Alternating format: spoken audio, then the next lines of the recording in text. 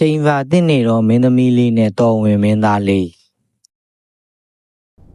ဟိုးရှိတုန်းကအဲလာလို့ခေါ်တဲ့လှပချောပေါ်တဲ့မင်းသမီးလေးတစ်ပါးရှိတဲ့ကွယ်ဒါပေမဲ့ဝမ်းနေဖေကောင်းတာကသူဟာဆိုးရတဲ့ချိန်ပါကြောင့်တကိုယ်တည်းပုံအောင်နေခဲ့ရတာပေါ့သူ့ရဲ့နန်းတော်ကြီးဟာလည်းချိန်ပါကြောင့်တောနတ်ကြီးထဲမှာမှောင်မိုက်ပြီးလူသူမနီးတဲ့အရက်တစ်ခုဖြစ်နေခဲ့ပါတော့တယ်တနေ့မှာတော့အိမ်နီးချင်းနိုင်ငံကကယ်ဗင်လို့ခေါ်တဲ့မင်းသားလေးတစ်ပါးဟာမင်းသမီးလေးကိုကယ်တင်ဖို့ခီးထွက်လာခဲ့ပါတော့တယ်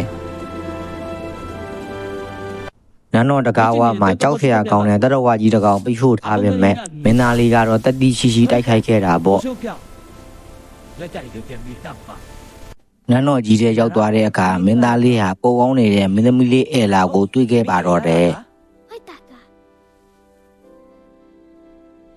မင်းသားလေးဟာသူ့ရဲ့တော်ဝင်လက်ခွဲမီးအိမ်ကနေထွက်လာတဲ့မောင်လင်းအောင်နဲ့မင်းသမီးဖီကချိန်ပါတွေကိုတိုက်ခိုက်ပေးခဲ့ပါတယ်မင်းသမီးလေးအဲလာရဲ့ချိန်ပါတွေလည်းပြေပြောက်သွားပြီးပျော်ရွှင်တဲ့အပြုံးလေးတွေပြန်လဲပေါ်ပေါက်လာပါတော့တယ်နောက်ဆုံးမှာတော့မင်းသားလေးနဲ့မင်းသမီးလေးဟာအတူတကွချိန်ပါကိုအပြီးအပိုင်းရှိုးဖြတ်နိုင်ခဲ့တော့တယ်အဲဒီနောက်မှာတော့ချိန်ပါတွေပြေသွားတဲ့နန်းတော်ကြီးဟာပြန်လဲလှပလာပြီးမင်းသမီးလေးနဲ့မင်းသားလေးတို့ဟာတသက်လုံးပျော်ရွှင်ပါနေထိုင်သွားကြပါတော့တယ်ကွယ်